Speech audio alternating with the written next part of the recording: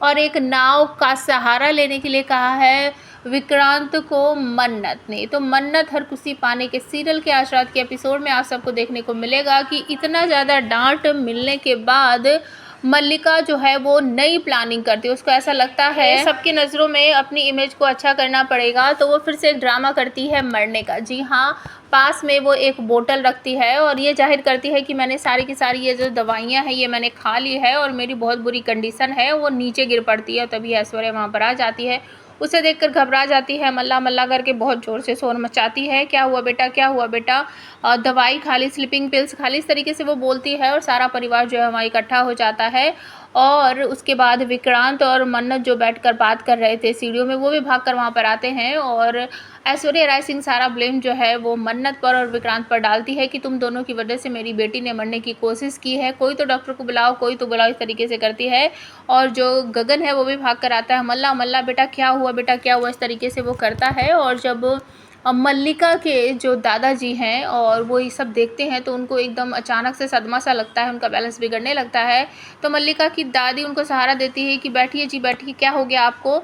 तो गगन है भागकर अपने पिता के पास जाता है, पापा डैड आपको क्या हो गया, इस तरीके से करता है। मतलब कभी वो भागकर अपनी बेटी की तरफ आ रहा है, कभी भागकर वो अपने डैड की तरफ जा रहा है। उसे समझ नहीं आ रहा है क्या हो रहा है क्या नहीं हो रहा। तो मन्नत यहाँ पर कभी दवाई की तरफ देख रही है और कभी मल्लिका की तरफ देख रही है और मन ही मन सोच रही है कि मल्लिका ऐसा नहीं कर सकती, वो मरने का मतलब वो कभी सोच ही नहीं सकती। और नीतू पछता रही है कि ये सब क्या हो गया है, सब बहुत डर रहे हैं।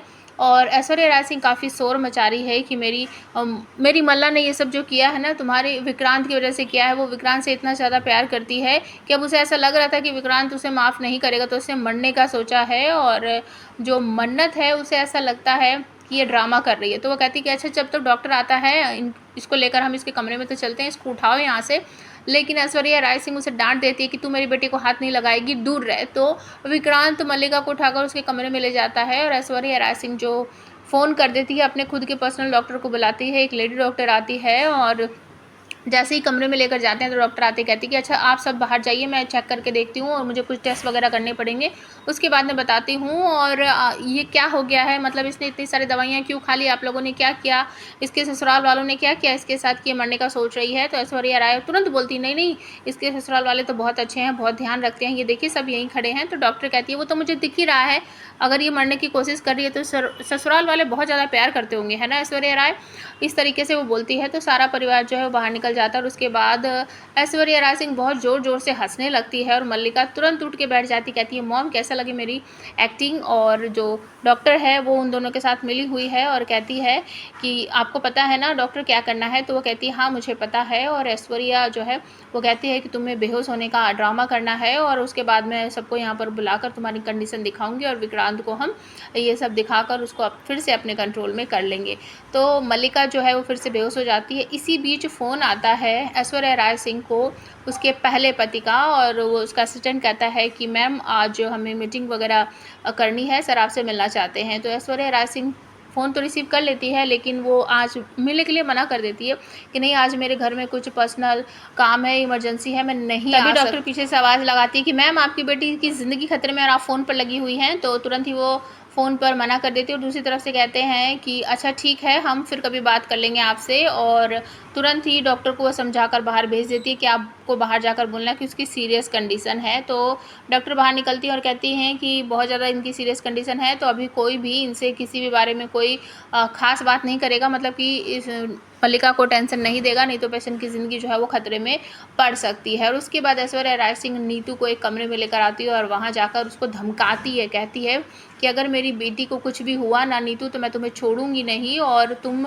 जिस बेटे के लिए कर रही हो ना मुझे अच्छी तरीके से पता है कि वो तुम्हारा खुद का बेटा नहीं है, पता नहीं कहाँ से किडनैप करके या कैसे लाई हो। और तुम अपने बेटे के लिए अगर इतना कर सकती हो ना, हमें इस घर से निकालने की कोशिश कर सकती हो, तो तुम ये सोचो जिस बेटी को मैंने खुद ने जन्म दिया है मैं उसके लिए किस हद तक जा सकती हूँ, मैं विक्रांत को बर्बाद कर दूंगी।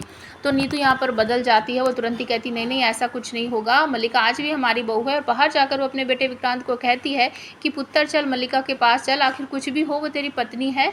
और विक्रांत फिर से कहता है कि मॉम तो नीतू कहती है कि तू हमेशा इस कुड़ी की ही बात सुनता है, चाहे कुछ भी हो बेटा, वो तुझसे बहुत प्यार करती है, तभी तो उसने मरने की कोशिश की है, चल उसके पास तो चल।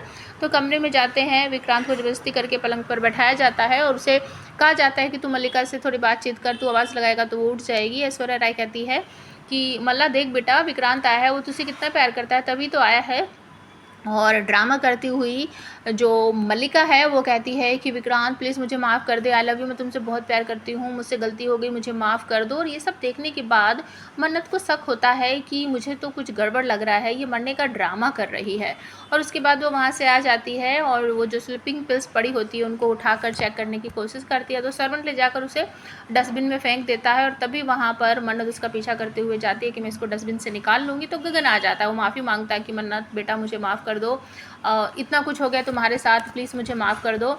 लेकिन मेरी मल्लिका जो है वो विक्रांत से बहुत ज़्यादा प्यार करती है। तो मन्नत कहती नहीं सर, आपको सॉरी बोलने की ज़रूरत नहीं है सर, आखिर वो आपकी बेटी है, आप प्लीज़ उस पर ध्यान दीजिए। और मन्नत मन ही मन सोचती है कि मैं ये इनको नहीं बता सकती कि मुझे ऐसा लग रहा है कि मल्लिका ना ये सब ड्रामा कर रही है। और इसके बाद का जो वीडियो है वो बहुत ही कमाल का होने वाला है, वो ज़रूर देखिएगा आप।